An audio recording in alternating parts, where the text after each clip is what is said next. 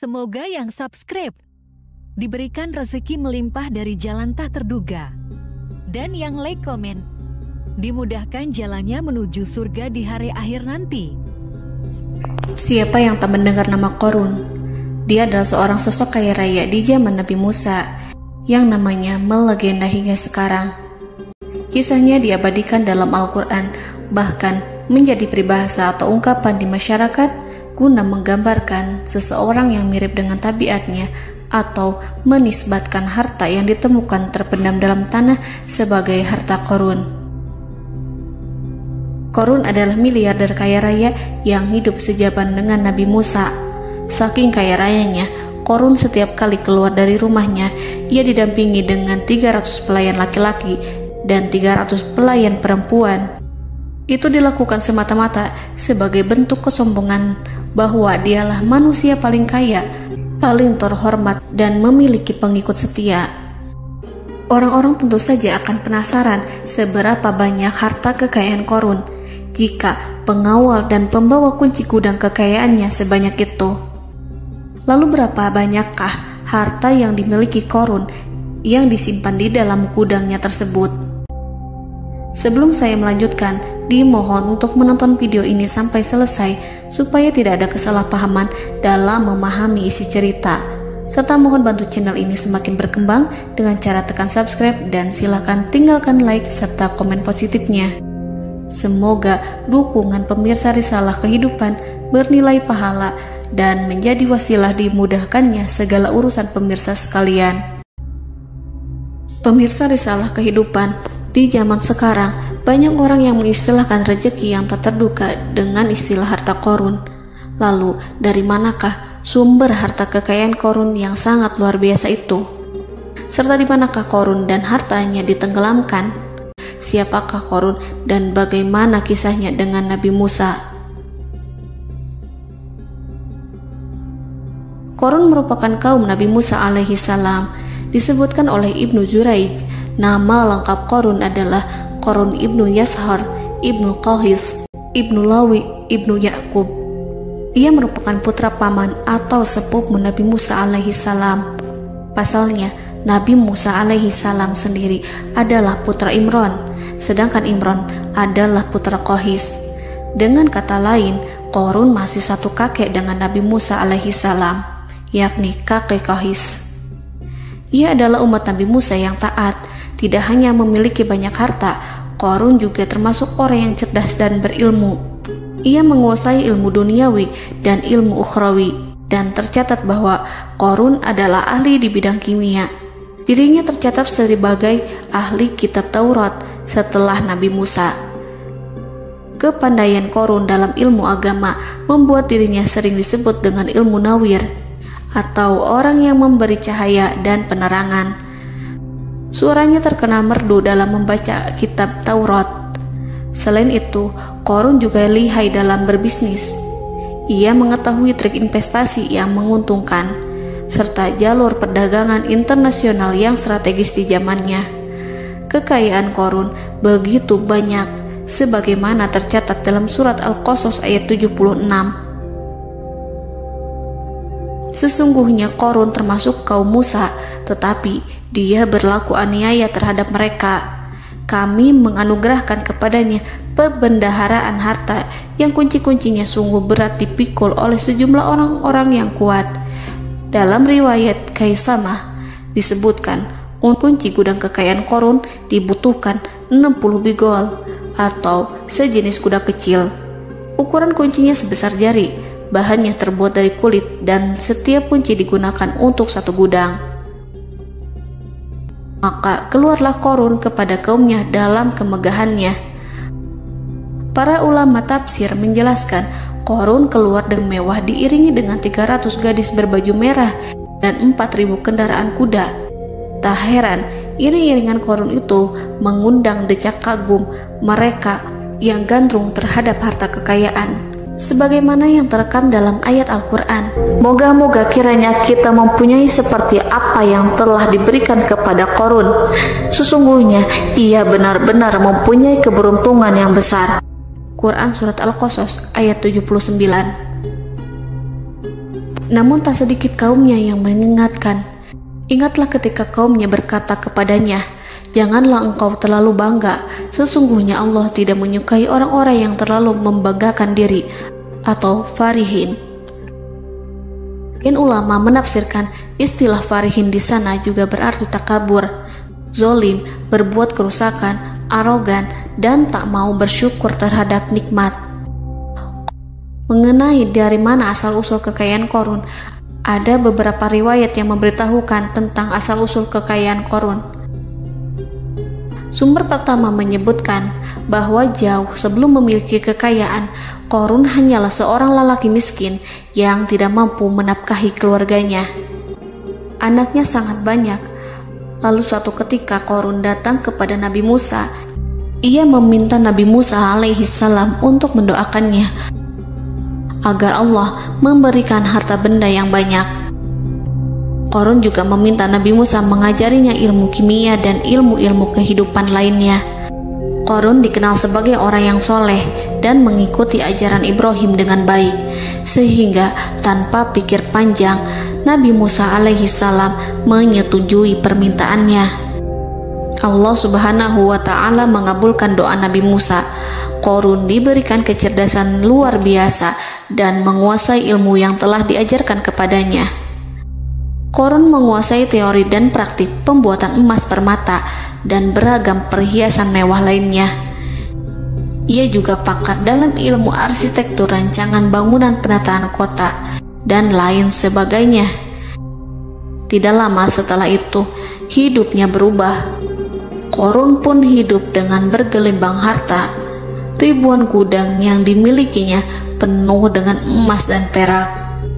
Namun sayangnya, keberuntungan yang didapatkannya membuatnya gelap mata. Qorun mulai hidup dengan penuh pamer, keangkuhan, dan penuh kesombongan. Kekayaan yang diberikan Allah Subhanahu wa Ta'ala membuatnya lupa dengan Sang Maha Pemberi. Qorun merasa lebih terhormat dan mulia dibandingkan Nabi Musa.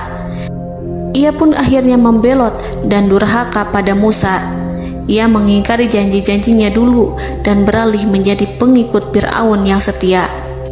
Loyalitas Qorun terhadap Fir'aun membuatnya diangkat menjadi kepala mandor yang membawahi ribuan pekerja. Dikisahkan bahwa Qorun bersikap semena-mena terhadap para pekerja. Ia tega memotong upah mereka. Ia melakukan korupsi demi membangun istana dan kemegahannya sendiri, dan untuk membangun gudang-gudang penyimpanan harta yang telah ia kumpulkan jauh-jauh hari. Ketika datang perintah zakat, Nabi Musa alaihissalam pergi menemui Qorun dan memerintahnya mengeluarkan zakat sebesar 1 dinar dari setiap 1000 dinar hartanya, 1 dirham dari setiap 1000 dirham, 1 kambing dari setiap 1000 kambing, dan seterusnya. Setelah Qorun menghitung seluruh hartanya, ternyata jumlah zakatnya sangat besar. Kekikirannya pun mulai menghalangi hatinya untuk mengeluarkan zakat. Qorun enggan membayar zakat ketika Nabi Musa alaihissalam menagih zakat yang diperintahkan oleh Allah untuk ditunaikan olehnya. Ketika Qorun dimintai zakat, ia langsung marah dan tidak memberikan sedikit pun kekayaannya. Dia berpikir bahwa harta kekayaan yang dimilikinya didapat dari hasil kerja dan usahanya, dan tidak ada kaitannya dengan siapapun, termasuk Allah Subhanahu wa Ta'ala. Janji Qorun untuk lebih taat beribadah dan membantu sesama jika diberi kekayaan oleh Allah dilupakannya. Dia mempergunakan kekayaannya tersebut dalam kesesatan, kezoliman, dan permusuhan, sehingga membuatnya menjadi sombong dan terlena. Orang-orang beriman pada masa itu sering menasihati Qorun untuk bersyukur atas nikmat yang telah Allah berikan, tetapi dia tidak mengindahkan nasihat tersebut. Dari sikapnya tersebut sudah jelas bahwa Qorun tidak membutuhkan nasihat kebenaran, bahkan merasa tidak takut dengan ancaman Allah, sebab Qorun merasa sudah memiliki segalanya. Qorun merasa dirinya hebat dan pintar serta punya banyak pengikut setia, punya banyak pengawal, dan merasa aman karena dekat dengan Raja Fir'aun. Korun berkata, "Sesungguhnya aku mendapatkan harta ini karena ilmu yang ada padaku." Korun sangat sombong. Ia merasa hartanya didapatkannya sendiri tanpa campur tangan dan kehendak Zat yang Maha Kaya, yakni Allah Subhanahu wa Ta'ala. Apakah Korun lupa ataukah ia tidak tahu bahwa Allah telah membinasakan orang-orang sombong sebelumnya, yang bahkan lebih kuat darinya, yang lebih kaya darinya, yang lebih banyak pengawalannya, lebih kokoh dan tak terkalahkan dibanding dirinya? Karena terdorong sifat kikir dan angkuh, maka Korun membuat rencana untuk melakukan tipu daya agar dia terlepas dari kewajiban membayar zakat. Dia ingin menjatuhkan nama baik dan citra baik Nabi Musa. Kemudian dia mengumpulkan tokoh-tokoh konglomerat Bani Israel. Ia berkata kepada mereka, "Wahai saudara-saudaraku, terhadap apa yang diperintahkan Musa untuk membayar zakat, apakah kalian akan mematuhinya? Sekarang dia hendak mengambil harta yang ada di tangan kalian, maka pikirkanlah suatu cara untuk menghindari perintahnya." Para pembesar-pembesar yang dipanggil kemudian menjawab, "Wahai paduka Korun, engkau lebih besar daripada kami. Kami akan melakukan apapun yang kau inginkan." Korun berkata, "Datangkanlah kepadaku wanita cantik. Aku akan memberinya hadiah besar jika ia berhasil menggoda dan memfitnah Musa." Ketika wanita cantik yang diinginkannya datang, Korun memberikan kepadanya uang muka sebagai jaminan. Ia akan membayarkan seluruh yang dijanjikannya ketika berhasil menjalankan misinya. Bukan hanya itu, Korun pun berjanji akan menjadikan wanita ini sebagai istrinya. Keesokan harinya, Korun mengumpulkan Bani Israel. Setelah itu, Korun menghadap kepada Nabi Musa seraya berkata, "Orang-orang menanti kedatangan Anda, sampaikanlah saran dan nasihat kepada mereka." Nabi Musa kemudian keluar dari rumahnya. Ia mulai menyampaikan nasihat pada umatnya. Di antara nasihatnya, beliau berkata, "Barang siapa yang mencuri, aku akan memotong tangannya. Barang siapa yang memfitnah, aku akan mencambuknya sebanyak 70 kali.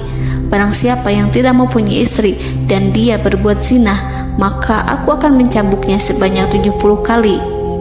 Adapun barang siapa yang memiliki istri dan ia berbuat zina, aku akan rajam dia sampai mati." Korun kemudian berkata, "Apakah ini juga berlaku untuk Anda jika Anda sendiri yang berbuat zina? Apakah Anda akan menerima hukumannya?" Kemudian Nabi Musa menjawab, "Ya, meskipun saya sendiri yang melakukannya."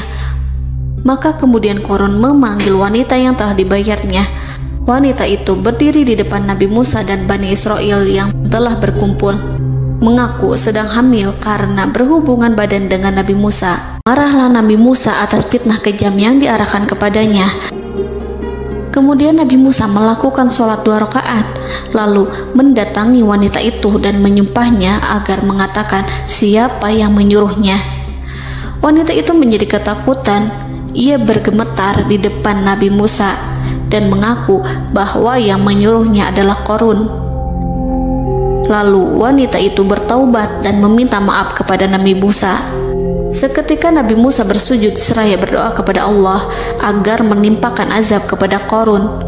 Allah memberi wahyu kepada Musa bahwa bumi telah dijadikan tunduk kepada perintah Nabi Musa.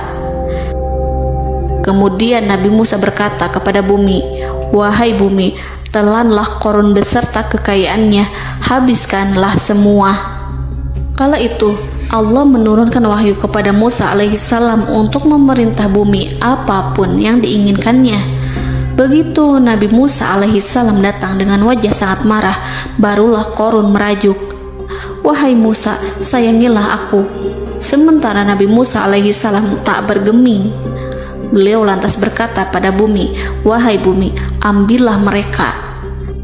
Seketika rumah Korun mulai bergetar. Korun dan antek-anteknya mulai dibenamkan hingga bagian lututnya. Rumahnya ikut turun sedalam lutut. Korun kembali merajuk, "Sayangilah aku Musa." Rumahnya kembali berguncang.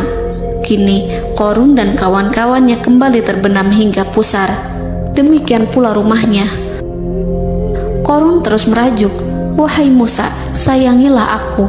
Sementara Nabi Musa alaihissalam kembali meminta bumi, "Wahai bumi, ambillah mereka." Rumah Korun berguncang lagi, sementara Korun dan kawan-kawannya terus terbenam hingga bagian tenggorokannya. Demikian pula rumahnya. Korun lagi-lagi menjerit, "Wahai Musa, sayangilah aku." Namun Nabi Musa alaihissalam tak bergeming. Beliau terus meminta bumi menelannya, hingga akhirnya Korun dan kawan-kawannya hilang seluruhnya ditelan bumi. Tak lama setelah itu Allah berkata, "Wahai Musa, apa yang membuatmu bersikap demikian? Padahal demi kemuliaanku, andai dia Korun berdoa kepadaku, niscaya aku akan rahmati. Maka kami benamkan dia beserta rumahnya ke dalam bumi, maka tidak ada baginya satu golongan pun yang akan menolongnya selain Allah, dan dia tidak termasuk orang-orang yang dapat membela diri." Quran Surat Al-Qasas ayat 81. Lalu di manakah lokasi ditenggelamkannya Korun beserta harta bendanya? Konon berdasarkan kepercayaan beberapa masyarakat setempat, Korun ditenggelamkan di sekitar sungai atau danau Moris yang terkenal di kota Payom, negara Mesir. Korun konon mendirikan istana dan di tempat itu pula ia ditenggelamkan. Dahulu, Korun berkeinginan membangun sebuah istana, namun tidak diizinkan oleh Fir'aun jika istana itu dibangun di samping istana Fir'aun. Terlebih, Korun juga tidak ingin membangun istana di tengah pemukiman Bani Israel yang terletak di tanah Jasan. Fir'aun pun memberikan tanah di wilayah Fayom. Kemudian di tepi sungai Payom inilah Korun membangun istananya yang megah, dan di dalamnya ia membangun Al-Khunuj, gudang penyimpanan harta berisi emas dan perak. Salah satu bukti arkeologis yang dapat dijumpai di lokasi tersebut adalah runtuhan bangunan yang diduga sebagai tempat tinggal Korun yang berjarak sekitar 2 km dari Danau Korun. Menurut beberapa sumber, bangunan yang masih berdiri kokoh tersebut adalah benteng yang dibangun oleh Korun. Namun ada juga yang mengatakan bahwa bangunan tersebut adalah tempat tinggalnya. Wallahu a'lam. Semoga kita semua dijadikan orang yang Allah mampukan menjadi orang kaya namun tidak seperti Korun,